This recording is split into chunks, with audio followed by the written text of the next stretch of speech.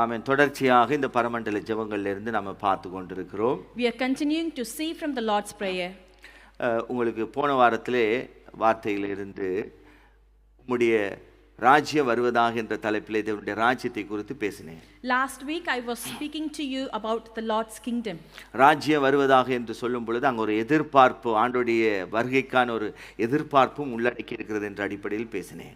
Last week I spoke to you when we say that your kingdom come, there is an expectation that underlies in that. அடுத்தபடியாக இந்த இடத்திலே நாம் பார்க்கிற காரியம், The next thing that we see in this verse is உம்முடைய சித்தம். your will. ஆமென். அவருடைய சித்தம் என்ன செய்யப்படுகிறது? பரலோகத்திலே செய்யப்படுகிறது போல இந்த பூமியிலும் என்ன செய்யப்பட வேண்டும்? செய்யப்பட வேண்டும். His will, as it has been done in the heaven, has to be done in this earth as well. ஆமென். இங்கே என்ன பார்க்கிறோம் என்று சொன்னால், அங்கே ஒரு பிரதிஷ்டையை ஆண்டவர் நம்மிடத்தில் எதிர்பார்க்கிறார். So what do we see here? We see a dedication. ஆமென். ஒரு பிரதிஷ்டை என்பது அதிலே இருக்க வேண்டும். There should be a dedication in that. அவருடைய சித்தத்துக்குள்ளாக ஒரு வாழ்கிற ஒரு பிரதிஷ்டை. We need to have a dedicated life in His will. அவர் சித்தத்தையே விரும்புகிற ஒரு பிரதிஷ்டை. It is the dedication that we expect only His will. ஆமென். அவருடைய சித்தத்தை தேடுகிற ஒரு பிரதிஷ்டை. It's a dedication where we seek for His will. அவருடைய சித்தம்தான் உணவு என்கிற வாழ்க்கை. It's a life where we seek that அப்படிப்பட்ட ஒரு His will. பிரதிஷ்டையை நம்மிடத்துல ஆண்டவர் என்ன செய்கிறார்? எதிர்பார்க்கிறார். It's our food, and that is what the expectation that the Lord has on us. இந்த ஜெபத்தை குறித்து பார்க்கும் பொழுது, As we see the prayer, நமக்கு தெரியும், எல்லாருக்கும் தெரியும், பரலோகத்துல ஆண்டவருடைய சித்தம் பெர்ஃபெக்ட்டாக நடந்து கொண்டிருக்கிறது என்பதில் யாருக்கும் சந்தேகம் கிடையாது. we do not have any doubt that His will is been completely happening without any doubts. அங்கே பரலோக சிங்காசனம் இருக்கிறது, பரிசுத்த தேவதூதர்கள் இருக்கிறார்கள், அங்கே 24 மூப்பர்கள் இருக்கிறார்கள், அங்கே இரவும் பகலும் தேவரீர் பரிசுத்தர் பரிசுத்தர் என்று ஆராதிக்கிற பெரிய கூட்டம் இருக்கிறது. அவருடைய சித்தப்படியே பரலோகம் என்ன செய்யப்படுகிறது? நடத்தப்படுகிறது. There is this heavenly throne filled with angels. They got 24 elders, and there is a big crowd that cries out every single day and night saying He is holy. பரலோகம் தேவன் விருப்பத்தின்படி, தேவனுடைய சித்தத்தின்படியாக என்ன செய்கிறது? ஒவ்வொரு நாட்களிலே நடந்து கொண்டிருக்கிறது. The heaven, it's all happening according to His will every single day. ஆனா ஆண்டவர் படைத்த இந்த பூமியிலே ஆண்டவருடைய அந்த பரிபூர்ண சித்தம் என்ன செய்யப்படல, நடக்க முடியல. But this earth which He has created, His will is not able to happen as expected. ஆமென். அதனுடைய காரியங்கள் உங்க எல்லாருக்கும் தெரியும். You all know the reason for it. பாவத்தின் விளைவினாலே அங்கே தேவ சித்தம் என்ன செய்யப்படுகிறது? தடை பண்ணப்படுகிறது. Because of the sin, that the will of the Lord has been blocked in this place. அதன் நிமித்தமாக இப்ப வரைக்கும் என்ன, ஒரு பக்கம் ஆண்டவருடைய சித்தத்துக்காக போராடுகிறோம். Because of that, even till today ஒவ்வொரு we தனிப்பட்ட struggle. ஜீவியத்திலும் சரி, குடும்ப வாழ்க்கையிலும் சரி, Even in our personal life or in family ஒவ்வொரு life, we தேசங்களை struggle. குறித்து பார்க்கும் பொழுதும் சரி, Even if we see about the nations, ஆமென், அந்த தேவ சித்தம் அங்க நடக்கிறதா என்பதை குறித்து நாம் என்ன செய்ய வேண்டியது? பார்க்கும் பொழுது அங்கே ஒரு போராட்டத்தை தான் பார்க்கிறோம். we will always see a struggle when we want to fulfill the will of the Lord. நாம் ஒவ்வொருடைய தனிப்பட்ட வாழ்க்கையிலும் கூட நாம் அதை பார்க்க முடியும். Even in our personal life, we will be able to see சில it. காரியங்களில் அவருடைய சித்தத்தின்படி பெர்ஃபெக்ட்டா நடந்திருக்கிறத பார்க்கறீங்க. In certain things, His will has been done completely சில perfectly காரியங்களில் well. ஒரு போராட்டத்தோட தோல்வியை, அவருடைய சித்தத்துக்கு எதிரான காரியத்துக்குள்ள போயிட்டு வந்திருக்கிற அனுபவங்களும் உண்டு. We still have the experience where we have gone against His will and have seen the failure. ஆனா வேதம் சொல்லுகிறது, நாமும் நீங்களும் என்ன செய்ய வேண்டும்? அவருடைய சித்தத்துக்குள்ளாக வாழ வேண்டும். அங்கே பரலோகத்தில் செய்கிறபடியே என்னுடைய வாழ்க்கையில, என்னுடைய குடும்பத்தில் அவருடைய சித்தத்தின்படியான ஒரு ஜீவியம் இருக்க வேண்டும். But the scripture says that we need to live according to His will, as it's happened in the heaven. It should also in our personal life, in our family life, in this earth, it has to happen according to His will. சபையில் இருக்கிற சில தேவ பிள்ளைகளுக்கு விருப்பம் ஒரு காரியம், For the children of God who are in the church, என்னதான் என்ன decide குறித்து this. அவர் சித்தம் கொண்டு இருக்கிறார். What is His plan? இப்ப His வரைக்கும் will? அதுக்கு தான் போராடி கொண்டிருக்கிறாங்க. Until today ஆண்டவர் they are என்ன struggling விரும்புறாரு? for that. What our is God's இந்த லைஃப் desire? குறித்து என்ன சித்தம் கொண்டிருக்கிறார்? What is His plan? நிறைய பேருக்கு இந்த கேள்வி இருக்குது. If many of us have this என்னதான் question, கேட்டாலும் பதில் வர்ற மாதிரி இல்ல. how many times we எவ்வளவுதான் ask, ஃபாஸ்டிங் இருந்தாலும் பதில் வர்ற மாதிரி how இல்ல. we fast, we are not receiving any இல்லையா? அது answer. வீட்டு காரியமா இருக்கலாம், ஒர்க் காரியமாக இருக்கலாம், குடும்ப வாழ்க்கையை துணைவை தெரிந்து கொள்ளுகிற காரியமா இருக்கலாம், படிப்பு காரியமாக இருக்கலாம், தனிப்பட்ட விதத்தில் ஆண்டவருக்காக ஊழியம் செய்கிற காரியமாக இருக்கலாம். Whether it could be, our question is based on our family, our work, our job, our studies, or getting our partner, whatever it is. நிறைய விதங்கள்ல நாம போராடி கொண்டிருக்கிறோம். In many ways we are struggling. சில பேர் அதுல ஜெயம் கொண்டவர்களாக நடந்து போய் கொண்டிருக்கிறாங்க. Some has seen the victory and they walk ஆனா a சில very பேர் என்ன successful செய்ய life. முடியல, இன்னும் இது கர்த்தருடைய சித்தம் தானா, நான் வந்து கொண்டிருக்கிறது, வாழ்ந்து கொண்டிருக்கிறது, நடந்து கொண்டிருக்கிற காரியங்கள் அப்படி என்ற கேள்வியோட இருக்கிறீங்க. But some people, you still have this question whether what I am doing or is my life, is it according to the will of God? You still have that question.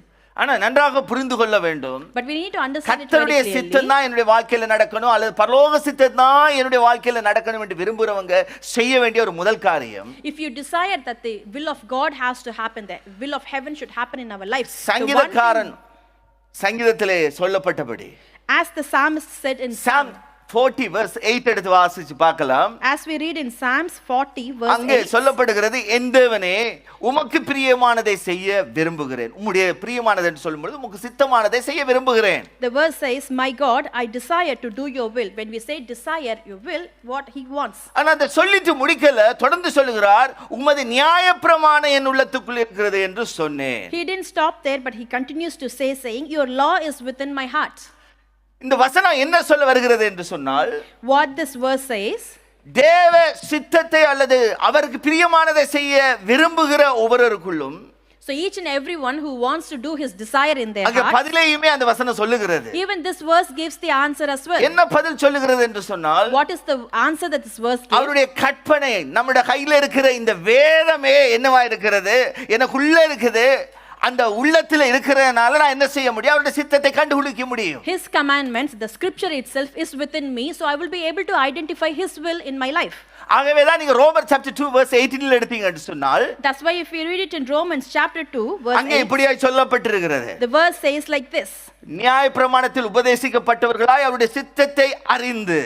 It says that you have been taught by the law and you know his will. அப்ப நியாயப்பிரமாணத்தை, தேவனுடைய கற்பனைகளை அறிந்தவர்கள் தேவ சித்தத்தை அறிய முடியும். If you know the law of the Lord, then you will be able to know எது the will நன்மை, of the எது God. தீமை, You know what is good எது and what is கர்த்தருக்கு wrong. பிரியமானது, எது கர்த்தருக்கு பிரியமற்றது. What pleases God and what doesn't pleases God. ஏன்னு சொன்னால் இந்த வேதம் அவருடைய சித்தத்தை நமக்கு என்ன செய்கிறது, வெளிப்படுத்துகிறது. Because this scripture shows his will to us.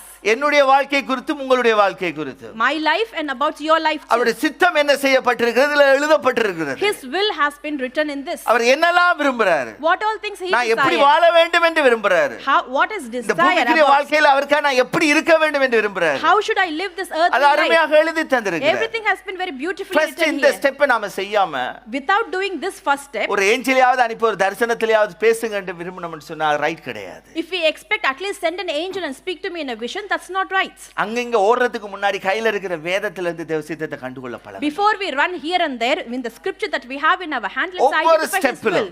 In each and ஒவ்வொரு every step, வாழ்க்கையில ஒவ்வொரு காரியத்திலும் in each and every things in your life, அவர் சொல்லுகிற கற்பனையின் படி எடுக்கிற தீர்மானங்கள் இருக்குதா? do you have the decisions that you take அவருடைய according to his கற்பனையில இருந்து ஒரு வார்த்தை commandments? என்னோட பேசக்கூடாதா? Is it through his ஒரு எதிர்பார்ப்பு commandments? பாருங்க, எதிர்பார்த்து பாருங்க. Just have that expectation. நான் என்னுடைய லைஃப்ல இருந்து நான் ஆரம்பத்துல இருந்தே சொல்லுவேன், I will say it from my life, ரட்சிக்கப்பட்டதுல இருந்து from the day I've been ஆண்டவர் saved, நடத்தின விதங்கள்ல the way that he led me. தேவன் என்னை சித்தத்துக்குள்ளாக வைத்து எப்படி நடத்தினார் என்பது எனக்கு 100% தெரியும். I know 100% how he has led me according to his will. அவருடைய சித்தத்துக்குள்ளாக கண்டுகொள்ளுகிற அனுபவங்கள் நீங்க அவருடைய கற்பனைகளை கைக்கொள்ள வேண்டும் என்கிற அந்த விருப்பத்தோடு தொடர்புடையது. Only if you have the desire that you need to hold on to his words is related to your will that has happens in your life. வசனத்தின்படி வாழ்றவங்க தேவ சித்தத்தில வாழ்வீங்க. If you are living according to the verse, you will live நல்லா according to the புரிந்து will of கொள்ளுங்க. God. அப்ப Understand வசனத்தின்படி this. வாழ விரும்பாம நீங்க தேவ சித்தத்தை தேடிக்கொண்டே இருப்பீங்கன்னு சொன்னால் நீங்க உங்களை ஏமாத்திக் கொள்ளுவோம். If you do not want to live according to the verse, but if you want to see the will of the God, it means you are deceiving yourself. அப்ப கர்த்தருடைய சித்தம் ஏதோ எங்கேயோ தூரத்துல மறைந்திருக்குதுன்னு நினைச்சிராதீங்க. Do not think that the will of God is somewhere it's been hidden out கர்த்தருடைய from சித்தம் you. உங்க கையில இருக்கிற வேத புத்தகத்துக்குள்ள இருக்கிறது. The will of the God is in the book that you நல்லா have in புரிந்து your கொள்ளுங்க. hands. Understand கர்த்தருடைய this. சித்தம் உங்க கைக்குள்ள இருக்கிற வேத புத்தகத்துல இருக்கிறது. The will of the God is in the scripture that is in your hand. அந்த பிரமாணங்கள் உள்ளத்துக்குள்ள இருந்து வரும்போது நீங்க செய்கிற ஒவ்வொரு காரியத்திலும் உங்களுக்கு சொல்லும், இது அவருடைய விருப்பம் இல்ல, இது அவருக்கு பிரியம் இல்ல, இது அவருடைய வசனத்தின்படி இல்ல. When those commandments comes from your heart, it will tell you this is not pleasing to the eyes of the Lord. இப்படியாக நீ என்ன செய்ய வேண்டும், கண்டுகொள்ள வேண்டும். This is how you will identify things. சரி, கர்த்தருடைய சித்தத்தை குறித்து பார்க்கும் பொழுது, Okay, when we see about the will of இப்ப God, இந்த சித்தம் என்ற வார்த்தையில இருந்து பார்க்கும் பொழுது, when we see the word will, பொதுவாக நான் இதை குறித்து சொல்லும் பொழுது 4 காரியங்களை சொல்ல முடியும். 4 விதத்தில் இந்த சித்தத்தை பிரித்து பார்க்க முடியும். in general, we can just categorize this will into 4 categories. முதலாவது காரியம் தேவனுடைய சித்தம். First is the God's will. தேவனுடைய சித்தத்தில் 2 பகுதியாக பார்க்கலாம். There are 2 parts to God's ஒன்று will. பரிபூர்ண சித்தம், அடுத்தது அனுமதி சித்தம் என்று சொல்வார்கள். One is a complete will and another one is like will of admittance. இதை தவிர Apart from this, நம்முடைய சுய சித்தம் ஒன்று இருக்கிறது. there is also the self will. நமக்குள்ளாக ஆண்டவர் சுய விருப்பத்தை வைத்திருக்கிறார். The God has given within us the self desire. அதே போல பிசாசினுடைய ஒரு சித்தம் ஒன்று இருக்கிறது. In the same way, there is this will of இந்த Satan. நான்கு காரியத்துக்குள்ள தான் ஏதாவது ஒரு பாட்டுல நானும் நீங்களும் கடந்து போவோம். So within these 4 parts, we will be in one or the other category. நல்லா புரிந்து கொள்ள வேண்டும். Understand this இந்த very நாலு clearly. பகுதியை தாண்டி நீங்க வேற எங்கேயும் போக முடியாது. We cannot go outside of these 4 parts. அப்ப தேவ பிள்ளைகள் நீங்க எங்க இருக்கிறீங்க, ஆண்டவருடைய சித்தத்துக்குள்ள நடக்கிறீங்களா, ஆண்டவருடைய விரும்புகிற அந்த விருப்பத்தின்படி இருக்குதான்றதை இந்த நான்கு காரியங்கள்ல இருந்து கண்டுகொள்ள முடியும். From these 4 parts, you will be able to identify where you are, whether you are doing the will of the God. முதலாவது காரியம் இந்த சுய சித்தம் என்பது. First part is that self will. ரட்சிக்கப்பட்டிருந்தாலும் ரட்சிக்கப்பட்டவர்களும் என்ன செய்ய முடியும்? சுய சித்தத்திலே வாழ முடியும். Even though if you are being saved, still you would be able to lead a life within your self ஆனால் will. தேவன் விரும்புகிற காரியம் ரட்சிக்கப்பட்டவன் அவருடைய சித்தத்துக்கு நேராக, அதுதான் சிலுவையை சுமந்து கொண்டு வாழ்கிற ஒரு ஜீவியம். But what's God's expectation is, if you have been saved, you have to lead a life according to His will, to சுய carry your cross. சித்தத்தை சிலுவையிலே அறையப்பட ஒப்பு கொடுத்து அவருடைய சித்தத்தை நோக்கி நடக்கிற ஜீவியம். You need to crucify your self will in the cross and then carry the cross and walk according to His will. சில பேர் அந்த சிலுவையை சுமக்க விருப்பம் இல்லைன்னு வைங்க. For some, if you do not want to carry your cross, that will be a burden. I have accepted Jesus நான் Christ, விரும்புறபடி வாழ விரும்புறேன். but I want to live according to my will. அப்படி வாழ்றவங்க இருக்கிறாங்க. There are people still who live like that.